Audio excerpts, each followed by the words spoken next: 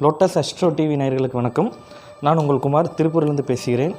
இன்றைக்கி வாரம் ஒவ்வொரு தலைப்புலேருந்து நம்ம பேசிகிட்டு இருக்கோம். இன்றைக்கி நம்ம பேச போகிற தலைப்பு ஜோதிடத்தில் எந்த பாவத்தை பற்றி நம்ம பேச போகிறோம் அப்படின்னு கேட்டிங்கன்னா, மனிதர்களோட அன்றாட வாழ்க்கையில் அப்பனாக இருந்தாலும் சுப்பனாக இருந்தாலும் டெய்லி சந்திச்சுட்டு இருக்கக்கூடிய பிரச்சனை எது அப்படின்னு கேட்டிங்கன்னா கடன்.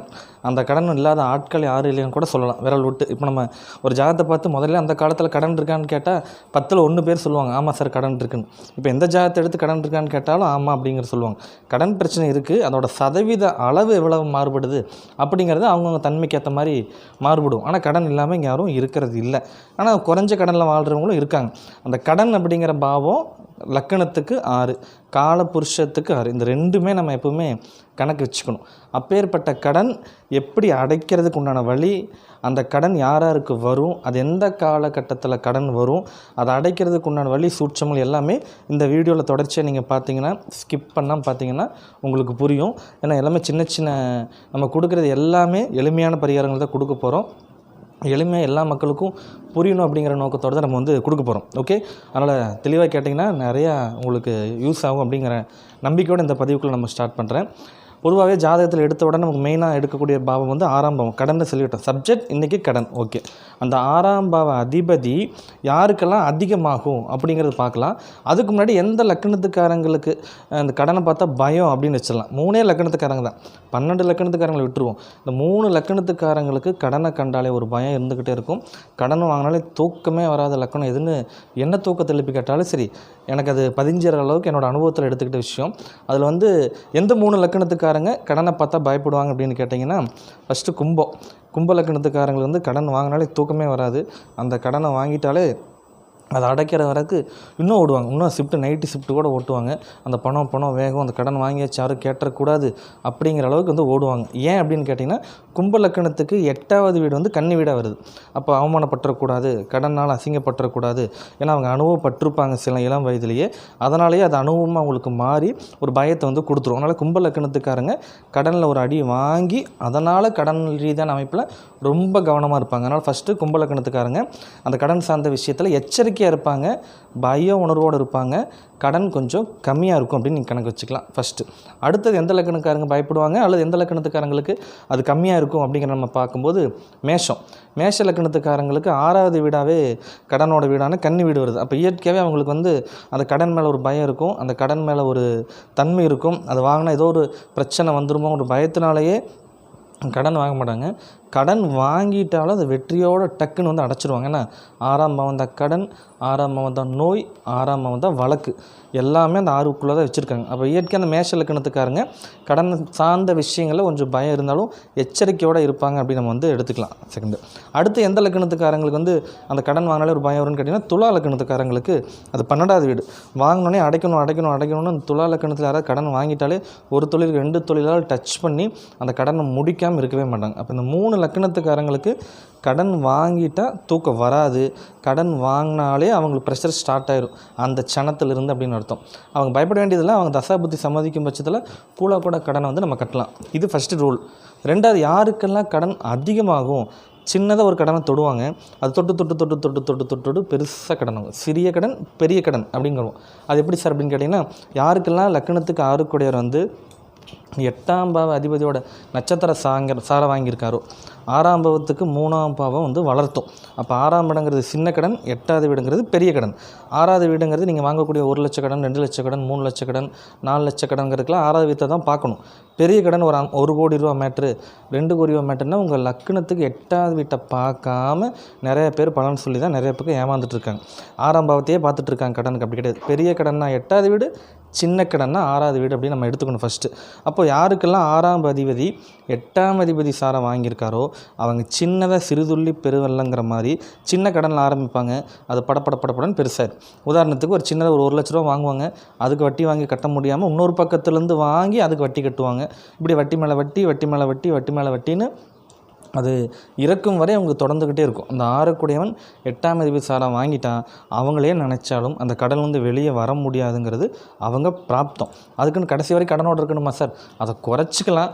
அதோட வழியை குறைச்சிக்கிறதுக்கு உண்டான பரிகாரம் நிறையா இருக்குது. அவங்க தனிப்பட்ட ஜாதகத்தில் நம்ம ஆக்டிவேஷன் பண்ணிக்கலாம். நான் சொல்கிறதுக்கு பொதுவான ரூல். இது அப்படியே உங்கள் ஜாதகத்துக்கு நீங்கள் பொருத்தக்கூடாது, எடுத்துக்கக்கூடாது. இதில் திதி சூன்யம், குரு பார்வை, சுபகிரகத்தோட தொடர்பு ஏற்படும் போது குறைச்சிக்கலாம். அதனால் இதை நம்ம பொதுவாக நீங்கள் மட்டும் எடுத்துக்கிறீங்க. அடுத்து 6 8ஆம் அதிபதி சாரம் வாங்கிட்டால் அந்த கடன் வந்து பெருசாகிட்டே இருக்கும் அப்படிங்கிறத வந்து நம்ம தெரிஞ்சிட்டோம். 6ஆம் அதிபதி 5ஆம் அதிபதி சாரம் வாங்கிட்டால் அந்த கடன் அடைஞ்சிக்கிட்டே இருக்கும். யாருக்கெல்லாம் 6ஆம் அதிபதி 5ஆம் அதிபதி சாரம் வாங்கியிருக்கோ, இல்லை 6 யாருக்கெல்லாம் 5ல் இருக்கானோ அவங்க கவலையப்பட வேணாம். கடனை பற்றி இயற்கையாகவே அந்த இறைவன் வந்து கொடுத்து அந்த கடன்காரனுக்கு முன்னாடி ஒரு பெரிய அளவில் பேர் கெடாமல் அவர் பார்த்துக்குவார். அவங்க எவ்வளோ கடன் வாங்கினாலும் அசால்ட்டாக உட்காந்துக்கலாம். இறைவன் வந்து காப்பாற்றிக்கிட்டே இருப்பார். அப்போது 6ஆம் இடங்கிறது கடன், 5ங்கிறது பூர்வ புண்ணியம். ஒரு பாவத்தை அதனுடைய 12ஆம் பாவம் தோல்வியடைய செய்யும் அப்படிங்கிறது விதி. அப்போ கடன் அடைக்கணும்னா 5ஆம் பாவத்தை ஆக்டிவேஷன் பண்ணணும். அப்போ கடனுங்கிறது 6வது வீடுனா 5வது வீட்டை ஆக்டிவேஷன் பண்ணிட்டோம்னா நமக்கு கடன் அடையும். அப்போ 6ஆம் அதிபதி 5ல் இருக்கிறவங்களுக்கு இயற்கையாகவே எவ்வளோ கடன் வாங்கினாலும் கட்டிடுவாங்க, பதட்டப்படாமல் கட்டுவாங்க.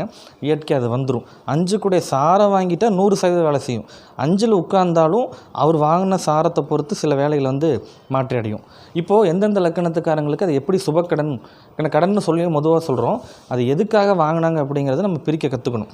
ஒரு ஜாதகத்தில் 6ஆம் பாவ அதிபதி லக்னாதிபதி சாரம் வாங்கிட்டால் ஜாதகர் தனக்காக கடன் வாங்குவார், தன்னோட சந்தோஷத்துக்காக கடன் வாங்குவார், தன்னை உருவேற்றிக்கிறதுக்காகவும் தனக்கு தேவையான விஷயத்துக்காகவும் கடன் வாங்குவார்.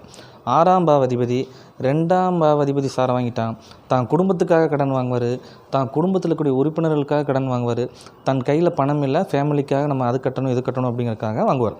6ஆம் பாவ அதிபதி 3ஆம் அதிபதி சாரம் வாங்கிட்டாருன்னா வீட்டில் மொபைலு, ஒரு லேப்டாப்பு, இல்லை அது பண்ணணும் இது பண்ணணும் விளம்பரம் பண்ணணும் அப்படின்ட்டு அந்த சின்ன ட்ராவல் போயிட்டு வந்துடலாம், பக்கத்தில் ஹோட்டலுக்கு போய் இது பண்ணிட்டு வரலான்ட்டு அதுக்கெல்லாம் கடன் வாங்குறவங்களும் இருக்காங்க. அப்போ ஒவ்வொரு வீட்டில் வாங்கக்கூடிய எக்யூப்மெண்ட்ஸ் பொருளுக்கும் இந்த 6ஆம் பாவ அதிபதி 3ஆம் அதிபதி சாரம் வாங்கிட்டால் அந்த மொபைல் முழுக்க கடனில் தான் இருக்கும், வீட்டுக்கு தேவையான பொருள் முழுக்க கடனில் வந்து இருக்கும். 6ஆம் பாவ அதிபதி 4ஆம் அதிபதி சாரம் வாங்கிட்டாங்கன்னா வீட்டுக்காக கடன் வாங்குறது அல்லது வாகனத்துக்காக கடன் வாங்குறது, இல்லை அடிப்படை கல்வி படிக்கிறான் 10th படிக்கிறான் பையன் இந்த மாதம் கட்ட முடியல குழு லோன் வாங்கி கட்டு, இந்த மாதிரி அந்த 6ஆம் பாவ அதிபதி 4ஆம் பாவ அதிபதி சாரம் வாங்கிட்டால் இதுக்காக அவங்க கடன் வாங்குவாங்க அப்படின்னு கணக்கு எடுத்துக்கணும். 6ஆம் பாவ அதிபதி 5ஆம் அதிபதி சாரம் வாங்கிட்டார்னா குழந்தைக்காக கடன் வாங்குவாங்க, குழந்தை பிறந்துலேருந்து கடன் ஸ்டார்ட் ஆகும், அந்த குழந்தையோட வைத்தியத்துக்காக வாங்குவாங்க, இல்லை குலதெய்வத்துக்குள்ள ஃபங்க்ஷனு நம்ம வந்து 1 லட்ச ரூபா நம்ம வந்து நன்கொடை கொடுத்தே ஆகணும், இல்லைன்னா நம்ம தலைக்கட்டு முன்னாடி இதாக போயிடும்னு சொல்லிட்டு அதுக்காக கடன் வாங்கி கொடுக்குறவங்களும் இருக்காங்க. அப்போ 6ஆம் அதிபதி 5ல் இருந்தால் குலசாமிக்காக, தன் குழந்தைகளுக்காக, விசேஷத்துக்காக, ஒரு சுற்றுலாக்காக, எல்லாத்துக்காகவும் ஒரு டூர் போய் கூட்டிகிட்டு வந்துடலாம் அப்படிங்கிறதுக்காகவும் சின்ன சின்ன லோன்ஸ் வாங்குறவங்களும் இருக்காங்க. 6ஆம் அதிபதி 6லேயே இருக்கார். நோய்க்காக வாங்குறது, தன்னோட வழக்கை முடிக்கணுங்கிறதுக்காக வாங்குறது, வக்கீலுக்கு ஃபீஸ் கொடுக்கணும் அப்படிங்கிறதுக்காக வாங்குறது, கட்ட பஞ்சாயத்துக்கு பணத்தை வாங்கி கொடுக்குறதுன்னு இந்த 6ஆம் அதிபதி 6ஆம் அதிபதி சாரமே வாங்கிட்டாலே கடன் வாங்கிட்டே இருக்கிறதும் இந்த காரணங்களுக்காக மருத்துவ கடன்களுக்காக வாங்கக்கூடிய வாய்ப்புகளும் கொடுத்துக்கிட்டே இருக்கும். 6ஆம் அதிபதி 7ஆம் அதிபதி சாரம் உங்களுக்கே புரிஞ்சிருக்கும். மேக்ஸிமம் எல்லாத்துக்கும் திருமணத்துக்காக வாங்குறது, பார்ட்னர்ஷிப்பில் தொழில் பண்ணலான்ட்டு இருக்கேன் அதுக்காக கடன் வாங்குறது அப்படின்ட்டு அதுக்கான கடனை ஏற்படுத்தக்கூடிய அமைப்பு வந்து கொடுத்துக்கிட்டே இருக்கும். அப்போது திருமணத்துக்கான கடனாக இந்த 6ஆம் அதிபதி 7ஆம் அதிபதி சாரம் வாங்கும்போது வந்துடும். 6ஆம் அதிபதி 8ஆம் அதிபதி சாரம் வாங்கினாலே எதிர்பாராத கடன், இந்த இன்ட்ரெஸ்ட் கட்டுறதுக்காக கடன் வாங்கி கட்டுறது, கோல்டு லோனுக்காக கடன் வாங்கி கட்டுறது, இன்ட்ரெஸ்ட்டுக்குனே கடன் வாங்கினா எப்படி இருக்கும், அதுதான் 6ஆம் அதிபதி 8ஆம் அதிபதி சாரம். இந்த 6 8ஆம் அதிபதி சாரம் வாங்கினாலே கடனால கொஞ்சம் அவமானத்தை அவங்க சந்திக்கணும் அப்படிங்கிறது விதியிலே இருக்குது. அப்போ அது கொஞ்சம் மெயினாக பார்த்துக்கணும். 6 வந்து 9ஆம் அதிபதி சாரம் வாங்கிட்டாங்களேன்னு தன் தந்தைக்காக கடன் வாங்குறது, உயர்கல்விக்காக கடன் வாங்குறது, ஒரு விசேஷத்துக்காக அவங்களுக்கு கடன் வாங்குறது, ஒரு ஆன்மீக யாத்திரைக்காக கடன் வாங்குறது, இந்த காசி யாத்திரை போகிறாங்க, புனித யாத்திரை போகிறாங்க, ரொம்ப லாங் ட்ராவல் போகிறாங்க, அதுக்கு நம்ம கையில் அமௌண்ட் வச்சுக்கலாம், இல்லை இத்தனை பேர்த்த கூட்டிகிட்டு போயிட்டு வரலாம், ஃபேமிலியோடு கூட்டிகிட்டு போயிட்டு வரலாம், ஒரு 60ஆம் கல்யாணம் பண்ணலாம் தான் அப்பாவுக்காக அப்படிங்கிறதுக்காக அந்த கடன் வந்து ஏற்படுத்தி கொடுக்கும். 6ஆம் அதிபதி 10ஆம் அதிபதி சாரம் வாங்கினாலே தொழிலுக்காக கடன் வாங்குவாங்க, தன் கௌரவத்துக்காக கடன் வாங்குவாங்க, கௌரவத்துக்காகவே கடன் வாங்கி தொழில் ஆரம்பிக்கிறதும் அவங்க தான். கௌரவத்துக்காகவே கார் வாங்கி பெருசாக ஒரு மேக்கப் பண்ணி பெரிய அளவில் இந்த கடன் சார்ந்த விஷயங்களை கௌரவத்துக்காக வாங்குறது அவங்க தான், தொழிலுக்காக வாங்குறதும் அவங்க தான். 6ஆம் அதிபதி 11ஆம் அதிபதியோட சாரம் வாங்கிட்டாலே இந்த ஷீட்டு சிட் ஃபண்ட்ஸுக்காக கடன் வாங்குறது, சீட்டு போட்டு சிக்கிறது, இந்த சீட்டு போட்டு ஏமாறுறது, இந்த ஷேர் மார்க்கெட்டில் பணத்தை விடுறது, இது பூரா இந்த 6 வந்து 11ஆம் அதிபதி சாரம் வாங்கிட்டாலே நடக்கிறது. இந்த நண்பர்களுக்காக கடன் வாங்கி கொடுத்து மாட்டிக்கிறதும் இவங்க தான். அது பாதிக்கப்பட்டிருந்தால் மாட்டிக்கிறாங்க கையெழுத்து போட்டு, நல்லா இருந்தால் கட்டிடுறாங்க அப்படின்னு நம்ம வந்து எடுத்துக்கலாம். லாபத்தை அடையிறதும் இவங்க தான். அப்போ இதில் 2 கான்ட்ராஸ்ட் இருக்கும். 6ஆம் அதிபதி 11ஆம் அதிபதி சாரம் வாங்கிட்டாங்கன்னா அதில் வாங்கி கடன் வாங்கி போட்டாங்கன்னா லாபம் வரும், சொந்த காசு போட்டாங்கன்னா லாபம் வராது. அது தனிப்பட்ட ஜாதகத்தை நம்ம எடுத்துக்கணும். 6ஆம் அதிபதி 12ஆம் அதிபதி சாரம் வாங்கிட்டாலே இந்த வெளிநாட்டுக்காக கடன் வாங்குறது, வெளியூரில் போய் செட்டில் ஆகலான்னு கடன் வாங்குறது, பூர்வீகத்தை விட்டுட்டு வெளியே போய் நம்ம இருக்கிறதுக்காக கொஞ்சம் கடன்லாம் ஓர்சல் பண்ணிவிட்டு வெளியே போகிறது அப்படிங்கிறதுக்காக நம்ம வந்து பிரிச்சுக்கணும். இப்போது 6ஆம் அதிபதி என்னென்ன சாரம் வாங்கினா என்னென்ன கடன் அப்படின்னு தெரிஞ்சுக்கிட்டோம். இது இன்னும் ஷார்ட்டாக பண்ணோம்னா 6ஆம் அதிபதி ஒற்றைப்படை ராசிகள் இருந்தால் 1, 3, 5, 7, 9, 11 இருந்துச்சுன்னா அவங்க சுப கடனுக்காகவும் தான் குடும்ப தேவைகளுக்காகவும் தான் சொந்த பந்தத்துக்காகவும் கடன் வாங்குவாங்க. பெரும்பாலும் ஒற்றைப்படை ராசிகளோட நட்சத்திரத்தில் இருந்துச்சுனாலே கடன் வாங்குறது உங்களுக்கு சுத்தமாக பிடிக்காது. அப்படி வாங்குகிற சூழ்நிலை வந்தாலும் அது அவங்களுக்காக வாங்கிக்க மாட்டாங்க, அவங்க குடும்பத்துக்காகத்தான் வாங்குவாங்க. இது நீங்கள் கணக்கு வச்சுக்கணும். யார் கடன் வாங்குறதே பிடிக்காது அப்படின்னா 6ஆம் அதிபதி 1, 3, 5, 7, 9ஆம் அதிபதி சாரம் 11ஆம் அதிபதி சாரம் வாங்கிருச்சுன்னா இவங்க வாங்குறது பிடிக்காது அப்படிங்கிறது கஷ்டம். 6ஆம் அதிபதி 2, 4, 6, 8, 10, 12ஆம் அதிபதி சாரம் வாங்கிருச்சுனாலே அவங்க கடன் வாங்கி வண்டி வாங்குறது, கடன் வாங்கி கார் வாங்குறது, கடன் வாங்கி ஒரு இடம் வாங்குறது அப்படின்ட்டு பொருளாதாரத்துக்காக கடன் வாங்குவாங்க. அப்போ யார் கடன், அகம் சார்ந்த கடன், புறம் சார்ந்த கடன், முதல்ல கடனை நம்ம 2ஆக பிரிச்சிட்டோம்னாலே அவங்க வந்து ஜெயிச்சிருவாங்க அப்படிங்கிறத நம்ம வந்து எடுத்துக்கணும். அடுத்து கடன் ஏற்படும் காலம் எப்படின்னு எடுத்துக்கிட்டோம்னா கடனுக்கு உண்டான கிரகம் புதன், கேது. அப்போ இயற்கையாகவே கேது மேலே குரு வரும்போது கடன் வாங்குவாங்க, கேது மேலே புதன் போகும்போதும் கடன் வாங்குவாங்க அப்படின்னு கணக்கு எடுத்துக்கணும் ஃபஸ்ட்டு. 6ஆம் அதிபதி தசை நடந்தால் கடன் அப்படின்னு நிறைய பேர் சொல்லுவாங்க. அதை விட 6ஆம் பாவத்தை பார்த்து ஒரு கிரக தசை நடத்துச்சுன்னா தான் கடன் அதிகமாகும். அப்போது லக்னத்துக்கு 12ஆம் இடத்துலேருந்து ஒரு கிரக தசை நடத்துச்சுன்னா நேர் 6ஆம் இடத்தை வந்து பார்க்கும். அப்போது அந்த தசை முழுக்க அவங்களுக்கு கடன் இருக்கணும். அந்த கடனை அடைச்சிட்டாங்கன்னா நோயில் சிக்குவாங்க, அந்த கடனை அடைச்சிட்டாங்கன்னா வழக்கில் சிக்குவாங்க அப்படின்னு ஒரு கணக்கு இருக்குது. அப்போ கடன் வாங்கக்கூடாதுன்னு சொல்கிறதும் நான் தான், ஒவ்வொரு ஜாதகத்தை பொறுத்து. கடன் வாங்கி தயவு செய்து வைங்கன்னு சொல்கிறதும் நான் தான், அவங்க தனிநபர் ஜாதகத்தை பொறுத்து. அதனால் கடன் நன்மையாக தீமையாங்கிறது அவங்க தனிநபர் ஜாதகம் தான் ஒரு ஜட்ஜ் பண்ணும். இதே சனி வந்து 4ஆம் பாவத்தில் இருக்குது, 3ஆம் பார்வையை 6ஆம் பாவத்தை பார்த்து தசை நடத்தினாலும் கடன் வந்துடும். அப்போ 6ஆம் பாவத்தை பார்த்து எந்த கிரகம் தசை நடத்தினாலும் கடன் வரும் அப்படிங்கிற விஷயத்தை நம்ம வந்து எடுத்துக்கணும். அப்போ கடன் எப்படி வரும் அப்படிங்கிறத தெரிஞ்சுக்கிட்டீங்க. எதுக்காக கடன் அப்படிங்கிற விஷயத்தையும் இன்றைக்கி தெரிஞ்சிருப்பீங்கன்னு நினைக்கிறேன். இதுக்கெல்லாம் தீர்வு இருக்குது இல்லையா? இதுக்கு தீர்வும் தனிப்பட்ட ஜாதகத்தில் மாறினா கூட பொதுவான பரிகாரங்களை இப்போ நான் சொல்லக்கூடிய பரிகாரங்கள் வந்து நீங்கள் பண்ணுங்கள். இது பண்ண நமக்கு வந்து தீர்வு அடையும்.